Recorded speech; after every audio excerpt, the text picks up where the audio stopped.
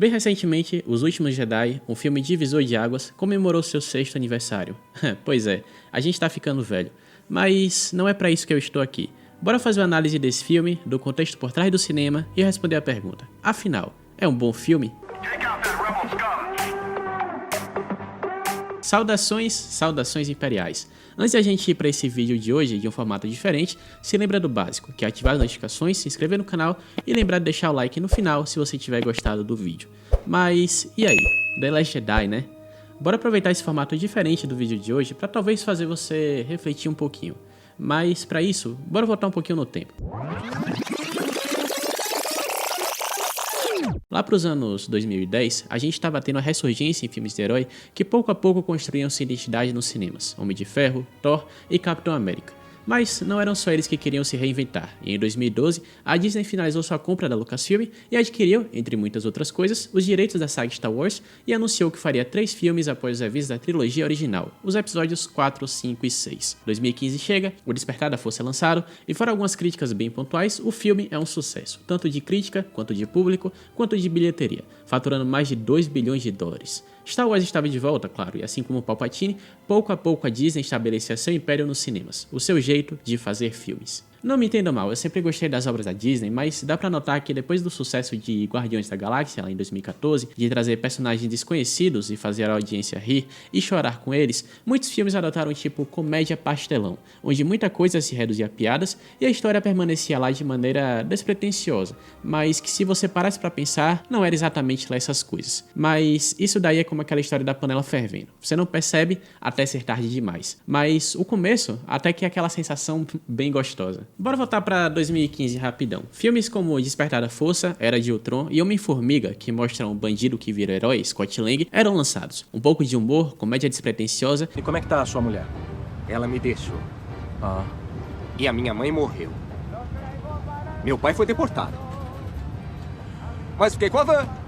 E a história talvez nem lá essas coisas pra esses dois últimos, e se você for olhar pro primeiro, um repeteco do que vimos antes no episódio 4. Mas e daí? O que é que isso tem a ver?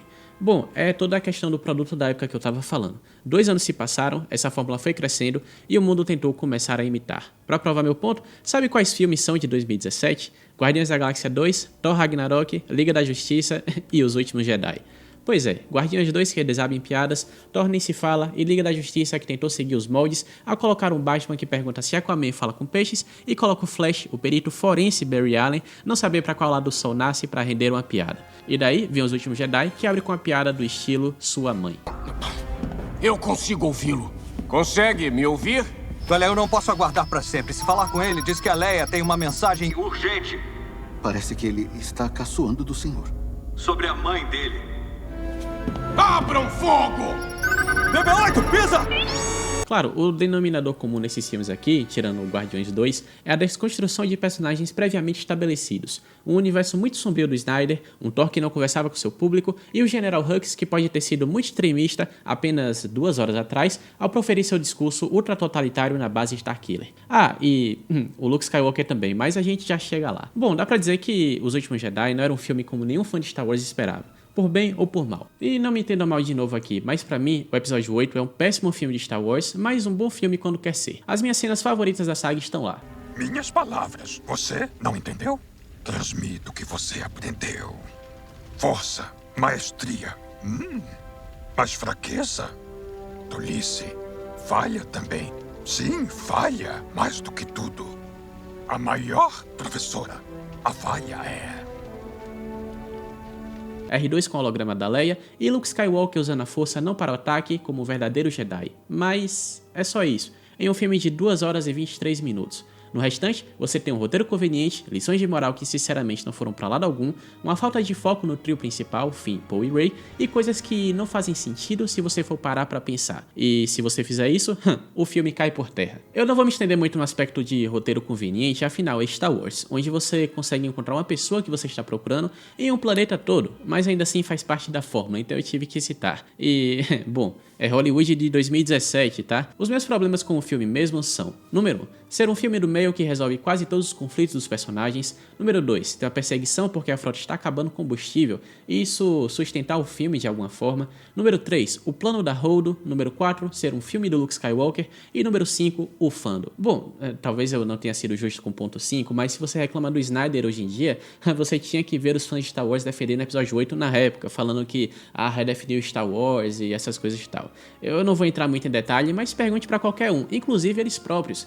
Mas o ponto 4 aqui, que é o mais importante da história, eu acho. É uma coisa que eu gosto sempre de falar. Já pensou se o episódio 5 não fosse um filme do Luke, da Leia, do Han, mas sim do Yoda? E como e por que ele se esconde em Dagobah? Se o episódio 4 fosse um filme sobre o Obi-Wan e fazendo refletir sobre o que aconteceu nas prequels, não haveria essa passagem de bastão. Assim como Yoda e Obi-Wan eram elementos centrais na trilogia prequel, eles serviram como personagens de suporte para a transição entre o antigo e o novo. Até mesmo o Darth Vader por si só é uma transição que acontece justamente por causa da queda do próprio Anakin Skywalker. Mas, e o episódio 8? Não há passagem de bastão, o foco ainda é o Luke Skywalker, o último Jedi que só faz a história perder foco nele no final do filme. É um filme do Luke Skywalker, que é sustentado pelo que deveriam ser os personagens principais. Se você tirasse a Rey indo pra ilha de Actor, você deixaria de ter uma evolução não no personagem da Rey, mas sim no Luke, porque ele não sairia do seu autoexílio. E a Rey? Bom, a Rey chegou lá, disse que ia treinar, fez o Luke refletir sobre como lidou com seu antigo aprendiz e foi-se embora com a mentalidade que tinha que salvar Ben Solo, algo que ela mesma conseguiu perceber por causa da artimanha do tal Skype e da força. Vai sim. Agora há pouco, quando toquei a mão dele, eu vi o futuro dele. Tão real quanto vejo você. Se eu for até ele, Ben Solo mudará de lado. Rey, não faça isso.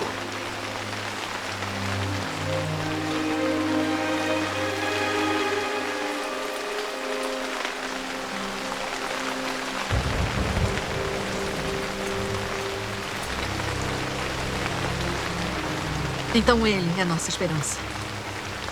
E tudo que ela tirou da ilha foi... levitar rochas. Fora os livros, claro, mas isso daí já bate outro ponto. Um arco todo pra personagem levar livros e ser encenada por eles no final das contas. Será que valeu mesmo a jornada até a ilha? E bom, se a gente for analisar o restante das histórias paralelas, Finn e Poe, não faz muito sentido ou é totalmente nada de interessante, então o grosso de The Last Jedi é de fato o arco do Luke. Vejam bem, se a gente for voltar para aquela discussão da desconstrução do personagem, a Resistência só consegue uma folga para escapar de Dakar, porque o Hux de repente vira incompetente ao cair nas garras de uma piada do Paul Dameron. O núcleo de história da frota sem combustível não faz sentido porque simplesmente ninguém quer mandar caças e bombardeiros para atirar nas naves que estavam fugindo. Sabe, que nem Kylo fez e poderia ter feito de novo. E pior, sabe aquela história de que Poe era uma das únicas pessoas nas quais Leia podia confiar, porque foi ele quem foi carregado de trazer o irmão dela, Luke Skywalker, de volta de seu exílio? Então, também não adiantou de nada, porque de repente Almirante Holdo, uma pessoa próxima da Leia e peça na cadeia de comando da Resistência, não confia nele para relatar qual é o plano final. Capitão, comandante, pode me chamar do que quiser. Eu só quero que diga o que está acontecendo. É claro que quer. Eu entendo. Já lidei com vários pilotos fanfarrões como você. É impulsivo. Audacioso. E não é nada necessário agora. Então continue no seu posto e obedeça as minhas ordens. E aí depois disso ela mete um sempre gostei dele, e a Holdo na verdade estava... Ela estava mais interessada em proteger a luz do que em ser uma heroína. Tá, mas... que? E isso sem falar que toda essa situação simplesmente joga pela janela, literalmente, o Almirante Akbar, que morre como personagem de fundo e rende a cena da Super Leia, que me faz me contorcer de vergonha alheia. Mas enfim, isso aí é mais uma opinião pessoal diante de uma escolha que agradou alguns, então voltemos para o que eu falava antes. Encarregado de um filme do meio, o Rian Johnson tenta resolver todos os conflitos, e o pior é que os filmes da trilogia sequel nunca conversaram entre si. Mesmo se passando apenas momentos após o final do episódio 7, eu sempre que olho para Os Últimos Jedi, me dá a sensação de que eu estou assistindo algo totalmente diferente. Quem é Rey, a garota de Jakku, que colocaram tanto mistério no começo do episódio 7, tem uma cena com Han Solo e Maz Kanata que corta exatamente na hora que eles vão conversar sobre ela, e é justamente uma garota tão poderosa na força. E claro, lembrando aqui, a gente está falando de um contexto pré-episódio 9 e pós-episódio 7. Pode parecer óbvio, mas as críticas contra J.J. Abrams e suas caixas de mistério que nunca são resolvidas só ganharam forma para Star Wars depois que a trilogia terminou. Até então, todo mundo estava muito curioso para saber de fato quem era Rey. Bom, mas daí chegou o Rian Johnson e falou que ela era... Eram catadores de lixo nojentos que a venderam para comprar bebida. Estão mortos, numa vala comum no deserto em Jakku. Você não tem lugar na história. Veio do nada. Não é nada. Daí você já corta um arco todo pela raiz. De novo, a Rey não evoluiu nesse filme como Jedi, ela serviu para que o Luke pudesse evoluir. Ela teve a motivação por trás do seu arco encerrado, que era descobrir quem era na galáxia.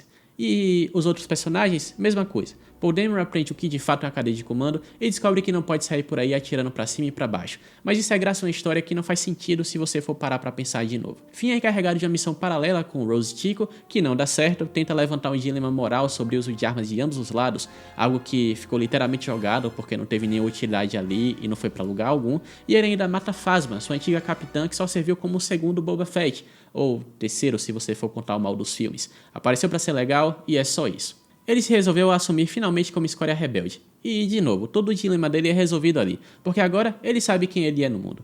O único que faz até sentido nesse contexto é o Kylo, que decide matar seu mestre Snoke, que também é uma história que foi deixada de lado, para se tornar o líder supremo e ser o vilão do restante da trilogia, ou seja, pelas próximas 3 horas e pouco de filme que restam. Tudo acontece muito rápido, e o episódio 8 se passando horas ou até mesmo minutos depois do episódio 7 não ajuda esse fato. E, claro, também toda a história importante que foi deixada para os livros, porque se você for procurar de fato, percebe que a história é muito mais do que um repeteco Império vs Rebelião. Mas vamos voltar de novo para o contexto dos filmes aqui. Imagina agora se, em O Império Contra-Ataca, Han Solo se enxergasse como general e assumisse um papel maior dentro da rebelião, não só como homem foragido.